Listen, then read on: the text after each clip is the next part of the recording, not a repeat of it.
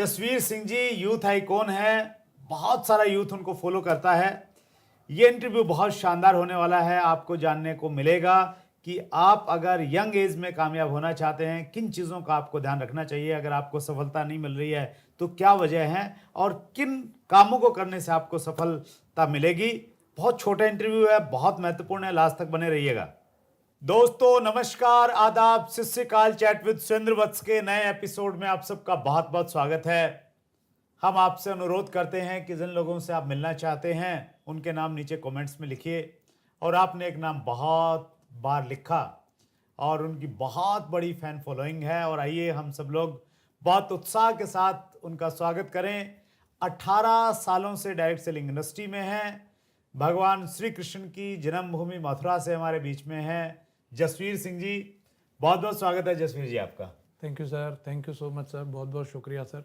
आपसे मिलने का मुझे सौभाग्य मिला और आज इस शो में आपके साथ बैठ करके मैं बहुत ही गौरवान्वित महसूस कर रहा हूँ। बहुत बहुत शुक्रिया सर। बहुत बहुत धन्यवाद जसवीर सिंह जी। आपका हमने कमिंग सून का एक वीडियो डाला था जी और कमिंग सून के वीडियोस पे जर्नली 2-3 हज़ार व्यू आते हैं हमारे। जी आप वाले इंटरव्यू पे 12,000 से ज़्यादा व्यू हैं और आई थिंक 550 से ज़्यादा लोगों ने नीचे कमेंट्स किए हैं। अच्छा सर। तो वो बताता है, वो दो चीज़ें बताता है। जी। या तो ये बताता है कि आपकी फैन फॉलोइंग बहुत बड़ी है, या वो ये बताता है कि यूट्यूब के साथ आपकी सेटिंग है कुछ जबरदस्त वाली। सर लोगों का प्यार है, आप लोगों का आशीर्वाद है सर, उसी की बदौलत जो भी है सर, लोगों का प्यार ही कहूँगा मैं तो। सेटिंग नहीं है? सेटिंग तो सर मेरे नाम से कोई चैनल भी नहीं है यूट्यूब पर। अरे क्या बात है। अच्छा, यूट्यूब पे चैनल नहीं है, लेकिन कितना लोग आपको फॉलो करते हैं, प्यार करते हैं, तो ये लाजवाब है जसवीर जी। जी चैनल तो स्टार्ट कीजिए सर। सर आपके चैनल को ही प्रमोट करते हैं, इतने सारे लेजेंड्स को आप यहाँ पे बुलाते हैं और हम तो वहाँ अपना अपना गाना गाएंगे, लेकिन आपके माध्यम से यहाँ पे हमें पूरे हिंदुस्तान के जितने भी लेजेंड्स हैं उन सबकी स्टोरी जानने का मौका मिलता है। पता चलता है डायरेक्ट सेलिंग बिजनेस में कितना बड़ा समुद्र है और यहाँ पे व्यक्ति कितने सारे स्ट्रगल्स कर करके और उन्होंने कितनी बड़ी आज अचीवमेंट ली हुई है। तो आपने बहुत अच्छा प्लेटफॉर्म क्रिएट किया हुआ सर, और मैं तो कहूँगा कि इस तरीके का जो एक ट्रांसपेरेंसी के साथ, पूरी ऑनेस्टी के साथ में जो चीज़ें आप कर रहे हैं सर इंडस्ट्री के लिए, बहुत ही लाजवाब है sir. Really salute you. Thank you, thank you so much Jasvir ji. बहुत सारे कॉम्प्लीमेंट्स हैं मेरे पास में। कुछ उनमें से हमने सेलेक्ट किए हैं। जी आपके बारे में कुछ लोगों ने लिखा है। महेश यादव ने लिखा है, Jasvir Singh is the real legend of network marketing. Ajit Das ने लिखा है, जिसका मुझे था इंतजार वो घड़ी आ गई, एक महान लीजेंड का आगमन हो चुका है। BL वर्मा ने लिखा है, the Jose machine. Ajit Das ने लिखा है, father of motivation and a perfect example of young rich and retired in direct selling industry. Jitendra Dubey ने लिखा है, डायरेक्ट सेलिंग की जोश मशीन। नीमा लामा ने लिखा है, role model of youth in direct selling. Shivam Soni ने लिखा है, गुरुजी बहुत दिन से इंतज़ार था इस दिन का, I am really excited, commandos how is the जोश। और आस मोहम्मद ने लिखा है, fire of excitement. Mukund Baghel ने लिखा है, डायरेक्ट सेलिंग का शेर आ रहा है। और लास्ट कमेंट है अनुज कुमार भारती का। इन्होंने लिखा है, चावल में दूध मिला दें तो उसे खीर कहते हैं, जो मुर्दों को जगा दें उसे जसवीर कहते हैं। जी सर, बहुत बहुत शुक्रिया। इतना सारा प्यार लोगों का मिलता है और यही मेरे लिए सबसे बड़ा मोटिवेशन है कि मैं और बेहतर से बेहतर कर पाऊँ, मेहनत कर पाऊँ sir. That's great. Jasvir ji, आपकी कंपनी में और हम सब लोगों की कंपनी में तो हम सबको लोग जानते हैं बहुत अच्छे से। जी जी लेकिन जो दूसरे लोग हैं, अदर कंपनियों के लोग हैं, वो भी हमारे बारे में जानें, हमारे से सीखें, वो हमारा प्रयास रहता है इस चैनल के माध्यम से। तो आप तक का अब तक का सफ़र कैसा रहा, स्टार्टिंग से बताइए। जी सर, मैं सर बताना चाहूँगा। बेसिकली मेरी जो शुरुआत की अगर मैं बात करूँ तो मेरे पिताजी एक किसान हैं। मथुरा के पास ही एक छोटा सा तहसील है, सादाबाद तहसील है।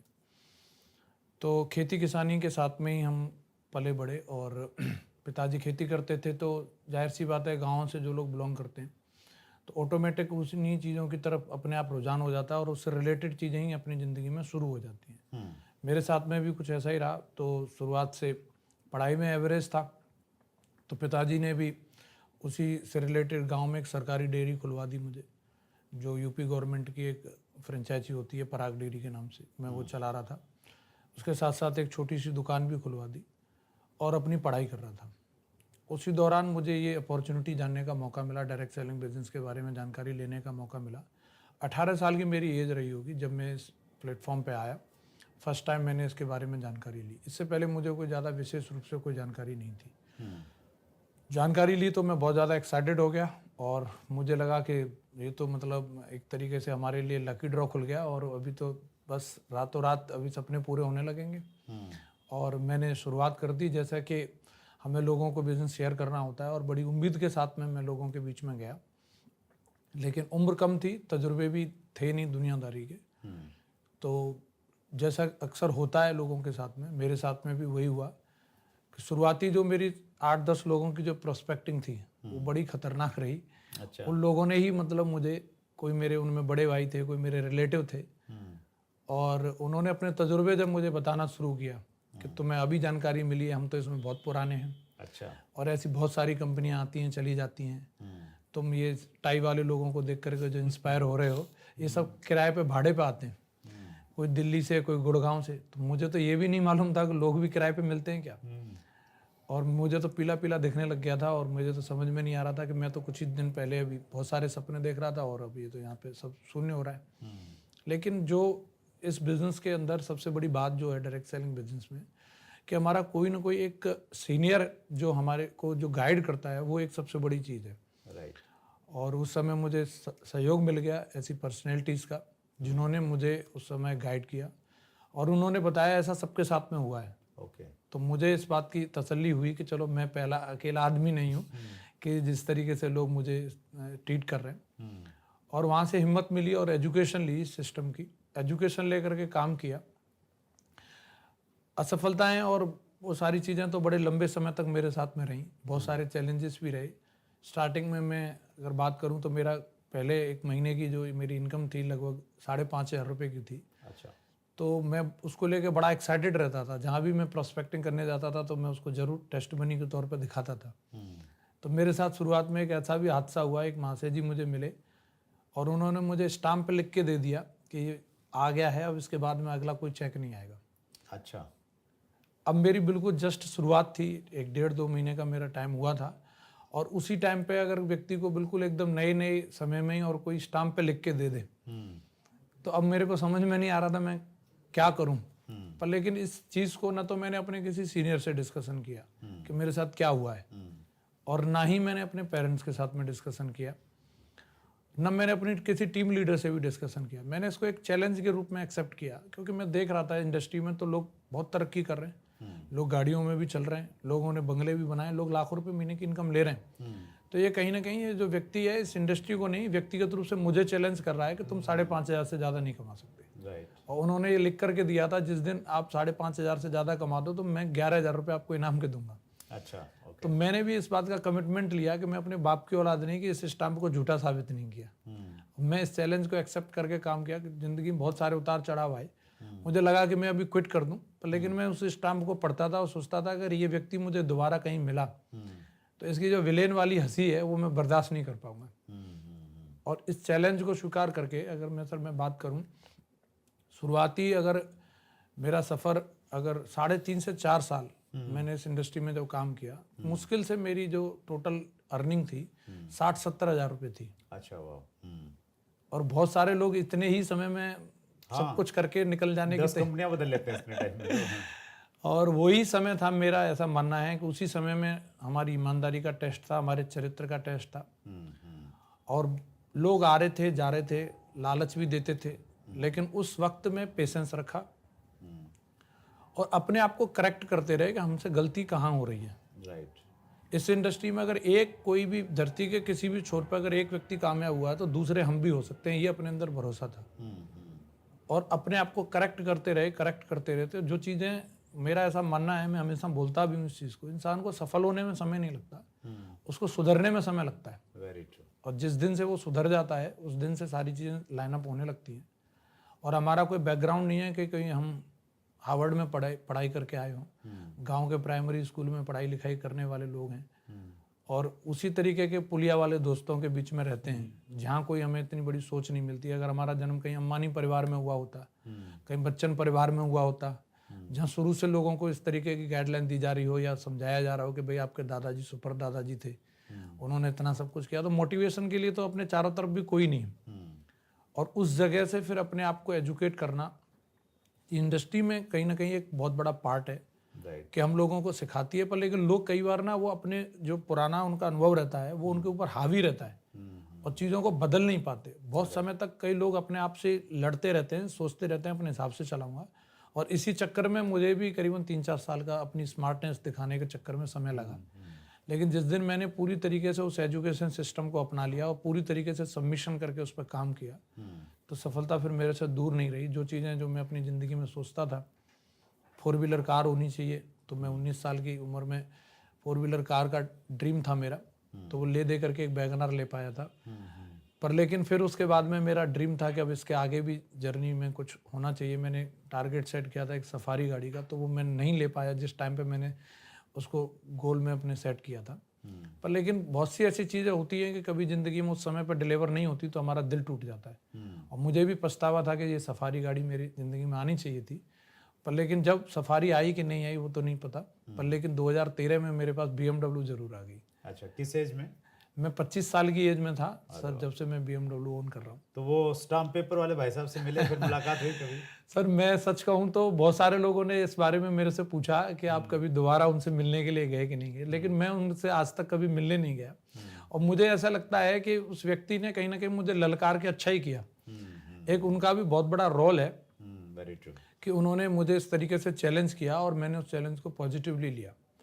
बहुत सही है सर। एक वो कहावत भी है कि भाई लोग आपको पत्थर मारेंगे तो आप चाहें तो उसको, उन पत्थरों को पुल के रूप में इस्तेमाल कर सकते हैं, पुल बना सकते हैं उनसे जी। और यही चीज़ें कहीं ना कहीं जसवीर जी मोटिवेट करती हैं। जब हम गांधी जी की, महात्मा गांधी जी की लाइफ जर्नी को देखते हैं और उनका वो इंसिडेंट देखते हैं कि अंग्रेज़ों ने उनको दक्षिण अफ्रीका में ट्रेन से बाहर निकाल दिया था, तो वो अगर नहीं निकालते तो शायद गांधी जी में एक अलग तरह का जोश, एक अलग तरह का गोल नहीं बनता। बिल्कुल। तो इन सब चीज़ों को हमें उस रूप में लेना चाहिए जैसे गांधी जी ने लिया, जैसे जसवीर जी ने लिया। Wonderful, that's great. Direct selling में जसवीर जी देखिए आज आपका बहुत बड़ा नाम है और आपने कहा कि जब आप समर्पित हो गए, पूरा आपने सबमिट कर दिया एजुकेशन सिस्टम के प्रति, तो परिणाम बदलने लग गए। बिल्कुल सर। बहुत सारी चीज़ें चाहिए डायरेक्ट सेलिंग में कामयाबी के लिए। आपके अनुसार सबसे ज़रूरी क्या चीज़ है कि यार पहले नंबर पे इसको रखा जाए? जी जी सर, मैं बिल्कुल सर, मेरा ऐसा मानना है कि लोग डायरेक्ट सेलिंग बिजनेस में जब आते हैं तो इस बिज़नेस को एक स्कीम की तरह पे लोग कई बार ज्वाइन कर लेते हैं। अगर मैं स्टार्टिंग से अगर मैं किसी भी व्यक्ति की बात करूं, जैसे मैंने अपने आप पे भी अगर इस चीज़ को अगर मैं देखता हूं, तो कई बार जब लोगों को अपना स्वयं का जब डिसीजन लेना होता है तो अपनी जेब से पैसे पे करके प्रोडक्ट परचेज करने वाली जो बात होती है, तो वहाँ तक तो व्यक्ति डिसीजन ले लेता है और जो भी उसको फिगर्स दिखाए जाते हैं उनमें वो इम्प्रेस हो जाता है। लेकिन बिजनेस वहाँ से शुरू होता है। मामला सिर्फ वहाँ तक का नहीं है कि आपने डिसीजन ले लिया और आप उतर के आ गए। आपको आगे बिजनेस को एक्सप्लोर भी करना है, लोगों के बीच में डिस्कशन भी करना है। और जब व्यक्ति बिना किसी अनुभव के लोगों के बीच में जब जाता है और जो लोगों से बिजनेस को बिना किसी अनुभव के जब शेयर करता है, तो लोग ऐसे ऐसे सलाहगीर मिलते हैं और सलाहगीर उस व्यक्ति को पूरी तरीके से डेवलपमेंट कर देते हैं और कई लोग बिना कारण बताए इस बिजनेस से क्विट कर जाते हैं। तो जब अगर अपनी बात करूँ एज ए बिगनर ही मैं इस इंडस्ट्री के अंदर आया, इससे पहले मुझे मार्केटिंग का एम भी नहीं पता था। और भी बहुत सारे मेरे जैसे बहुत सारे लोग हैं इस इंडस्ट्री के अंदर आते हैं। ऐसा नहीं था कि मैं इस कंपनी का कोई एमडी था या कोई एज ए चेयरमैन कंपनी को ज्वाइन किया था, या जो कंपनी के एमडी हैं वो मेरे कोई रिलेटिव हैं कि इस कंपनी को चलाना मेरे ऊपर ज़्यादा ज़रूरी था, कोई भी पेन लेकर के मुझे चलानी पड़ेगी बस। लेकिन इस इंडस्ट्री में आने के बाद एक चीज़ समझ में आई कि इस इंडस्ट्री में इसकी गहराई को जानना ज़रूरी है। एक्चुअली चलता कैसे है बिजनेस, इसको समझना और उसको जानना ज़रूरी है। तो मुझे जो लगता है सबसे पहली चीज़, इस प्रोसेस को गहराई से समझना चाहिए। जैसे कोई भी काम करने से पहले अगर आज हम रेलवे में जाते हैं तो रेलवे में सीधा डायरेक्ट हमारी ज्वाइनिंग नहीं होती। रेलवे में जाने से पहले एक पर्टिकुलर क्वालिफिकेशन की ज़रूरत होती है। उसके बाद में भी बहुत सारे टेस्ट होते हैं, उसके बाद में भी फिर ट्रेनिंग होती है, तब जा करके उस व्यक्ति से उम्मीद की जाती है कि वो व्यक्ति परफॉर्म करे। अगर आप उसका टोटल अगर इसको कैलकुलेट करेंगे तो कम से कम व्यक्ति एक 20-22 साल तक पढ़ाई करता है, उसके बाद जा करके वो कोई भी एक पोस्ट को संभालता है। जबकि हमारी इंडस्ट्री में तैयारी किसी और चीज़ की करी रहती है व्यक्ति ने। किसी व्यक्ति ने कारपेंटर की तैयारी करी रहती है, किसी ने ठेकेदारी की तैयारी करी रहती है, किसी ने पुलिस की तैयारी करी रहती है, किसी ने डॉक्टर की तैयारी करी रहती है। और वो आकर के फिर जब इस इंडस्ट्री को ज्वाइन करता है तो वो अपने उन्हीं तजुर्बों को इस बिजनेस में लगाने का प्रयास करता है। और कहीं ना कहीं यहीं से व्यक्ति के साथ में गड़बड़ होना शुरू हो जाती है कि अगर आप जैसे कोई भी व्यक्ति किसी चीज़ का एक्सपर्ट है, अब उससे एक्सपर्ट वाला काम करवाएंगे तो मुझे लगता है वो उसको बेहतर तरीके से कर पाएगा। और अगर वो उसमें एक्सपर्ट नहीं है तो वो अपनी एक्सपर्टीज हासिल करे। तो एज ए बिगनर जब हम किसी भी इंडस्ट्री के अंदर जा रहे हैं तो मेरा ऐसा मानना है कि उसकी डीपली हमारे पास नॉलेज होनी चाहिए, हमें उसको अच्छे तरीके से जानना चाहिए। मुझे तो सबसे ज़रूरी चीज़ जो हमारी है, मतलब पहले नंबर पे नॉलेज है कि आप इंडस्ट्री में आएँ और इंडस्ट्री की प्रॉपर नॉलेज लें। बिल्कुल। हमारा पहला जो अनुभव है, पहला जो ज्ञान है उसको साइड में रखें जी, और इसको अलग तरीके से एक बच्चे की तरह सीखें। बिल्कुल सर, एग्जैक्टली। तो उसमें अगर हम सीखने की बात आती है जसबीर जी, तो क्या क्या चीज़ें हैं इनिशियली जो एक डायरेक्ट सेलर को सीखनी चाहिए? बिल्कुल सर, देखिए वैसे तो ये अपने आप में दुनिया एक ज्ञान का समुद्र है और जर्नी है। नॉलेज जो है कोई एक पर्टिकुलर एक डेस्टिनी नहीं है कि आपने यहाँ तक की पढ़ाई कर ली तो इसके बाद में ख़त्म। जिस तरीके से ट्रेडिशनल मार्केट में भी अनलिमिटेड स्कोप होता है, उसी प्रकार से हमारी इंडस्ट्री में भी अनलिमिटेड स्कोप है। लेकिन एज ए बिगनर अगर हम लोग बिजनेस को शुरू कर रहे हैं तो मेरा सबसे पहले मानना ये है कि जब भी आप किसी भी व्यक्ति को प्रोस्पेक्टिंग करने के लिए जा रहे हैं, हम अगर कोई भी चीज़ बेचने के लिए जा रहे हैं, किसी व्यक्ति को कोई भी प्रोडक्ट अगर हम प्रमोट कर रहे हैं, तो एक तो होता है कि किसी भी चीज़ को शेयर करना और एक होता है सेल करना है। तो ज़्यादातर लोग क्या है केवल शेयर करके छोड़ देते हैं। शेयर करने का मतलब ये होता है कि जैसे मैं फॉर एग्जांपल के लिए बात करूं, किसी व्यक्ति को ये बताना मैं फलां कंपनी से आया हूं और मेरी कंपनी टूथपेस्ट देती है, तो ये एक शेयर करने वाली बात होगी। टूथपेस्ट मार्केट में 100 तरह के आते हैं। राइट। अब आप टेलीविजन पे विज्ञापन देखेंगे, कोई आयुर्वेद के नाम पे बेच रहा है, कोई फ्रेशनेस के नाम पे बेच रहा है, और लोगों ने उस विज्ञापन को किस हद तक कि ये वाले पेस्ट को करने से लड़कियां इंप्रेस हो जाती हैं और पता नहीं कहाँ कहाँ चीज़ों को जोड़ देते हैं वो लोग। तो कहीं ना कहीं उसका एक मार्केटिंग प्लानिंग है उन लोगों की जिसके तहत वो सारी चीज़ों को कर रहे हैं। अब जब हम इंडिविजुअल यहाँ पे हमारे पास कोई इलेक्ट्रॉनिक मीडिया की हम हेल्प नहीं ले रहे, प्रोडक्ट की हमारा कहीं मार्केट में विज्ञापन नहीं है, लोग कहीं भी इसको अखबार में देख नहीं रहे, तो जो कुछ भी वो प्रोडक्ट एक्चुअली क्या है ये बताने वाले हम ही हैं। तो मेरा ऐसा मानना है सबसे पहले अगर हम किसी भी व्यक्ति के पास जाएं तो हमें एक बेसिक कॉन्सेप्ट सबसे पहले हमारे दिमाग में क्लियर होना चाहिए कि हम क्या बेच रहे हैं। प्रोडक्ट की पूरी डिटेल नॉलेज हो। बिल्कुल सर, 100% हमारे पास ये क्लियर कट मालूम होना चाहिए कि मैं जो भी चीज़ लेके जा रहा हूँ इस चीज़ की क्या गुणवत्ता है, सामने वाले व्यक्ति के ऊपर ये किस तरीके से लागू होती है। तो ये क्लियर कट हमें जानकारी होनी चाहिए हम क्या बेच रहे हैं। दूसरी जो चीज़ मैं सर इसमें ऐड करना चाहूँगा कि लोगों को ये मालूम होगा कि मैं क्या बेच रहा हूँ और उसके बाद ये भी मालूम होना चाहिए मैं किसे बेच रहा हूँ, किसे बेच रहे हो। ये दोनों चीज़ें क्लियर होनी चाहिए। हर एक चीज़ हर एक व्यक्ति पर लागू जो हमारा पोटेंशियल प्रोस्पेक्ट है तो क्या देखना चाहिए। जैसे मैंने कोई भी प्रोडक्ट सेल करना है, फॉर एग्जांपल मेरे पास में कुछ वेलनेस प्रोडक्ट्स हैं जी, तो वो मैंने सेल करने हैं, तो क्या चेक करूं मैं, किसको मुझे देने चाहिए? बिल्कुल सर, जैसे कि मार्केटिंग के अंदर कई बार एक चीज़ है कि मोटिवेशन काम करता है डेफिनेटली, और लोग मोटिवेट होकर के ही इस इंडस्ट्री में काम करते हैं। मेरे अंदर भी एक मोटिवेशन है जिसकी वजह से मैं काम कर रहा हूँ। लेकिन कई बार मोटिवेशन क्या ओवर मोटिवेशन में कन्वर्ट हो जाता है, तो लोग फिर दीवार से धक्का लगाने का काम करते हैं। वो तो दरवाजे पे धक्का लगाना चाहिए, मेरा ऐसा मानना है, दीवार में धक्का नहीं लगाना चाहिए। तो लोग बोलते हैं कि भाई ये तो जम्मू कश्मीर में फ्रिज बेचने जैसा काम है, अगर आप इतना कर सकते हो तो आप बेहतरीन मतलब मार्केटिंग के धुरंधर हो, आप गंजे को कंघी बेच दो। तो मेरे हिसाब से गंजे को अगर कंघी बेच तो सकते हैं पर लेकिन फिर दोबारा उस गली में जा नहीं सकते क्योंकि वो कंघी को तैयार लेकर के बैठा होगा, क्योंकि उसके वो काम की नहीं है। अगर जैसे आपने पूछा कि क्या मानक होना चाहिए, अगर गंजे को ही बेचनी है, कंघी ही बेचनी है, तो पहले उसे बाल उगाने का तेल बेचें। जब बाल उग जाएंगे तो उसके बाद मुझे लगता है वो कंघी भी ले लेगा। राइट। तो लोग क्या करते हैं, मेरा ऐसा मानना है कि एक ही दिन में पूरी मुर्गी को काटने के चक्कर में रहते हैं कि मैं इनको ये भी दे दूं, ये भी दे दूं, बोले आपके बच्चे पे ये लागू होता है, मैडम के लिए आप ये ले लो, उनके लिए ये ले लो। तो उसमें क्या है कि कई बार लोग जो है ओवर प्रेशर हो जाते हैं। ओवर सेलिंग हमें नहीं करनी चाहिए, मेरा मानना है। और जो हमें भरोसा जीतने के लिए एक छोटा सा सैंपल भी काफ़ी है। जब व्यक्ति को भरोसा होता है तो वो फिर डेफिनेटली बहुत बढ़िया तरीके से हमारे साथ लंबे समय तक काम करता है और बहुत बड़े लेवल पर भी जाता है व्यक्ति। तो कोई भी प्रोडक्ट हो, व्यक्ति को सामने देख करके उसको हमें एडवाइस करना चाहिए कि आपके लिए ये परफेक्ट चीज़ रहेगी सर। और जब व्यक्ति डिसीजन लेने के उसमें मूड में है तो इसका मतलब ये नहीं बनता है कि हम सब कुछ उनको चेप दें। चेपना के चक्कर में मतलब कई बार जो है लोगों को मैं बहुत सारी जगह पे देखता हूँ कि भयंकर तरीके से स्टॉक करा देते हैं। कई लोग इस इंडस्ट्री में आते हैं, उनको बहुत ज़्यादा मतलब भरोसा होता है कि बोला हर तरीके से भक्त बनने के लिए तैयार है। तो उन भक्त का फिर गलत तरीके से नाजायज फायदा जब उठाते हैं तो फिर वो भक्त उतना ही फिर भयंकर तरीके से नेगेटिव होकर के भी भागता है। Yes yes, very true. तो हम लोगों को किसी भी व्यक्ति के विश्वास का गलत फायदा नहीं उठाना चाहिए, नेक नियत से काम करना चाहिए। और जो चीज़ जिस व्यक्ति के ऊपर लागू होती है उसको वही चीज़ की सलाह देनी चाहिए और उसका बेहतरीन उपयोग भी बताना चाहिए। That's great.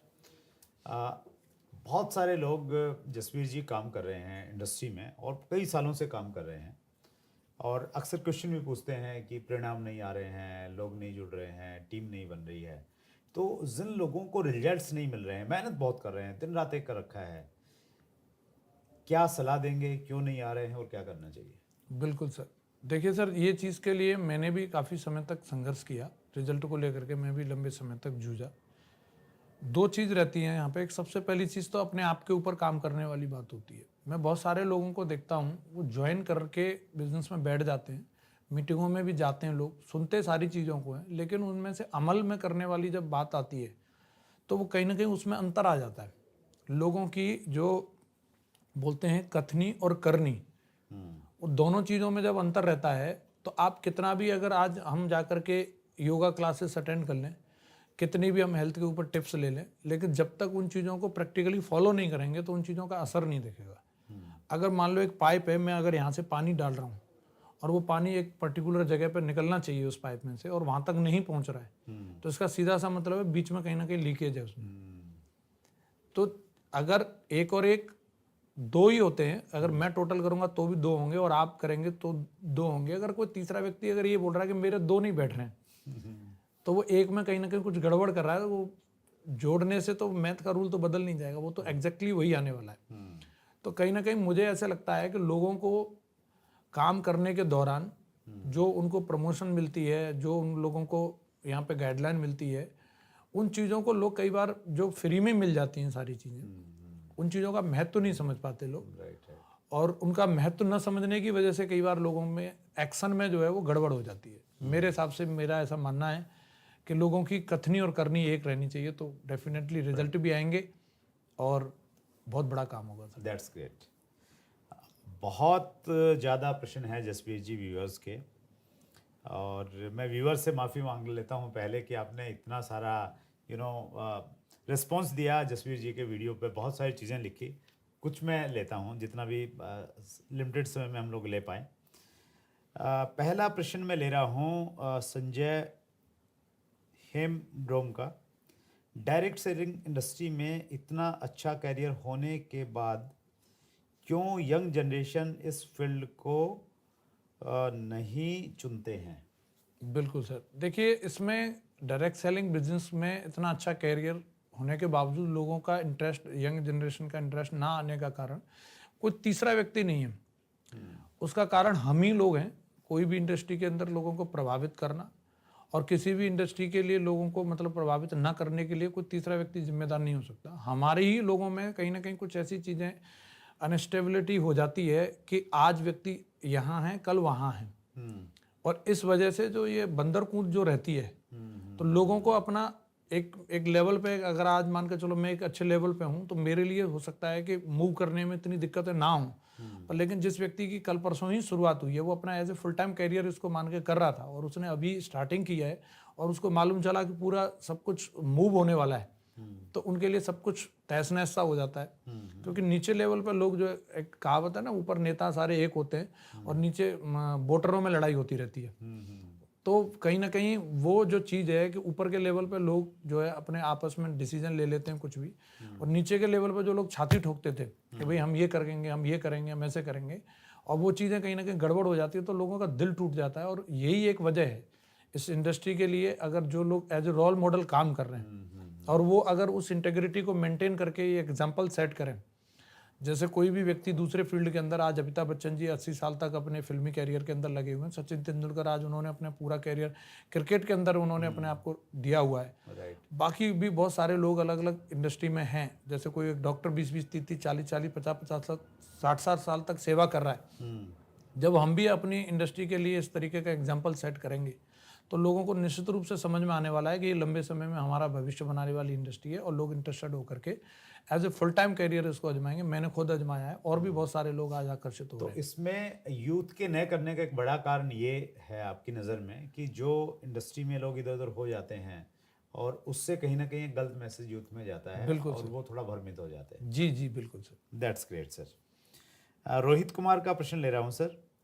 सर, आप लोगों के दिलों पर राज करते हैं, वो कैसे? प्लीज़ टेल मी सर, आपके जैसा कैसे बन जाएं? देखिए, बहुत लोग आपको फॉलो करते हैं जसवीर जी, आपकी, हालांकि आपका यूट्यूब चैनल है लेकिन बहुत सारी वीडियोस आपकी वायरल हो जाती हैं, लोगों तक पहुंचती हैं, और यूथ चाहता है, आपसे रिलेट करता है। आपने 18 साल की उम्र में स्टार्ट किया, 25 साल की उम्र में BMW ले ली, आपसे रिलेट करता है, आप जैसा बनना चाहता है। बन सकते हैं, नहीं बन सकते? डेफिनेटली बन सकते हैं सर, और बिल्कुल हर एक व्यक्ति में वो क्षमताएं हैं। और मेरा ऐसा मानना है, जो सवाल भी किया है उन्होंने कि कैसे उस चीज़ तक पहुँचे, मैं अगर अपनी यहाँ तक की सक्सेस जर्नी को अगर एक शब्द से अगर मैं डिफाइन करूँ तो इंसान को अपनी जिम्मेदारियों का एहसास होना चाहिए। मैं अगर अपनी फैमिली लाइफ में भी अगर देखता हूँ, पति होना अलग बात है और पति होने का एहसास होना अलग बात है। पिता होना एक अलग बात है और पिता होने का एहसास होना एक अलग बात है।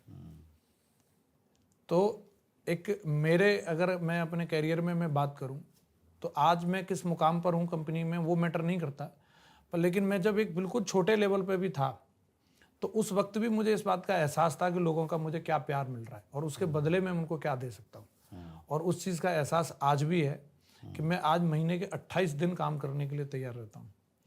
अच्छा, अब भी आपका वर्किंग स्टाइल इस प्रकार का रहता है? तैयार रहते हैं या करते भी 28 दिन? जी सर, बिल्कुल। आज के समय में भी मैं 28 के 28 दिन महीने के कमिटमेंट के साथ में काम करता हूं। और 28 दिन काम करने का मतलब भी ये नहीं है कि सर मैं स्टेज पे गया, एक हीरो की तरह एंट्री ली और 2 घंटा भाषण दिया और निकल लिया। आज के समय में भी मैं 18-18 घंटे काम करने का मेरा कमिटमेंट रहता है। जब मैं लोगों के बीच में बैठा होता हूँ तो मैं कभी घड़ी देख के काम नहीं करता कि घड़ी अभी समय 1 बजा रही है, 2 बजा रही है, 3 बजा रही है। तो ये जिस दिन जिस व्यक्ति के अंदर इस तरीके की अगर दीवानगी आ जाए, अपने काम के प्रति डेडिकेशन आ जाए, तो सफलता उसके पीछे पीछे आती है। मतलब डूब के काम करना है। सार यही है कि अगर आप डूब के काम करेंगे जी, तो आप भी भविष्य में जसवीर सिंह जी जैसे बड़े यूथ के रोल मॉडल बन सकते हैं। Definitely sir. जसवीर जी, उम्र कितनी हो गई अभी आपकी? 18 साल की उम्र में आपने स्टार्ट किया, कितने साल हो गए अभी? मैं 18 सर साल 35 पूरे कर चुका हूँ और 36वां साल मुझे भी क्या चल रहा है। बात है। 18 साल की उम्र में स्टार्ट किया, लगभग 18 साल आपको कंप्लीट हो गए हैं और बहुत बड़ा नाम है। हालांकि हमारे इस चैनल पे तो बहुत एज्ड पर्सनैलिटीज़ भी आते हैं, मतलब नंबर्स में वो बड़े हैं लेकिन वैसे तो वो बहुत यंग हैं और बड़े बड़े उनके सपने रहते हैं। लेकिन आपका तजर्बा भी अच्छा है और काफ़ी लंबी उम्र है आपके पास में अभी, और इंडस्ट्री को आपको बहुत ज़्यादा सर्व करने का मौका मिलेगा। जसवीर जी, जिस प्रकार के आपके विचार हैं, जिस प्रकार की आपने बातचीत की, इंटेग्रिटी किस प्रकार की होनी चाहिए, तो वो बहुत अद्भुत है। और आप जैसे किसी भी युवा साथी को जब मैं देखता हूं तो मुझे पर्सनली एहसास होता है कि इंडस्ट्री बहुत सही सुरक्षित हाथों में है और ये इंडस्ट्री बहुत आगे जाएगी। और यही हमारा प्रयास है चैट विद सुरेंद्र वत्स के माध्यम से कि लोगों में थोड़ा सा वैल्यूज़ क्रिएट करें, थोड़े एथिक्स की बात करें, लोगों को थोड़ा ये बताएं कि यार एक जगह टिक के ईमानदारी के साथ काम करेंगे तो ही कामयाबी मिलेगी। और उस दिशा में आपने सहयोग किया जसवीर जी। एक बार फिर दिल की गहराई से पूरे व्यूअर्स की तरफ से शो में आने के लिए बहुत बहुत धन्यवाद। जी सर, बहुत बहुत शुक्रिया सर, आपने मुझे मौका दिया, आपके इस प्लेटफॉर्म के माध्यम से मुझे अपने विचार रखने का मौका मिला। मैं आपका बहुत बहुत धन्यवाद करता हूं और आपके स्वास्थ्य की कामना करता हूं। आप इसी दमदारी के साथ, जैसे अमिताभ बच्चन जी की आवाज़ गूंजती है कौन बनेगा करोड़पति में, ऐसे आपकी आवाज़ ऐसे गूंजती रहे, हर एक नेटवर्कर को मोटिवेट करती रहे। आपका सर बहुत बहुत शुक्रिया, बहुत बहुत धन्यवाद। बहुत बहुत धन्यवाद। और ये एक छोटी सी भेंट जसवीर जी हमारे व्यूअर्स की तरफ से आपके लिए। जी सर, बहुत बहुत शुक्रिया sir. Thank you sir, sir, thank you, thank you, thank you sir, thank you so much sir. So ये थे जसवीर जी, युवा दिलों की धड़कन, 18 साल से ज़्यादा डायरेक्ट सेलिंग का तजुर्बा, और बहुत शानदार तरीके से बताया कि किस प्रकार आप भी उनके जैसा बन सकते हैं और लोगों की सेवा कर सकते हैं, एक बहुत अच्छा लाइफस्टाइल जी सकते हैं। अगले मंगलवार को रात्रि 8 बजे फिर एक बड़ी शख्सियत से मुलाकात होगी। चैनल को सब्सक्राइब नहीं किया है तो ज़रूर कीजिए, नोटिफिकेशन आपके पास में आते रहेंगे। अपना ख्याल रखिएगा, बहुत बहुत धन्यवाद। अगर आपने अभी तक chat with Surendra Vats channel को सब्सक्राइब नहीं किया है तो अभी सब्सक्राइब करें और बेल आइकन दबाना ना भूलें, जिससे आपको आने वाली सभी वीडियोस की अपडेट सबसे पहले मिले और हमारी किसी वीडियो को मिस ना करें। वीडियो को ज्यादा से ज्यादा शेयर और लाइक करके अपना प्यार जरूर दें।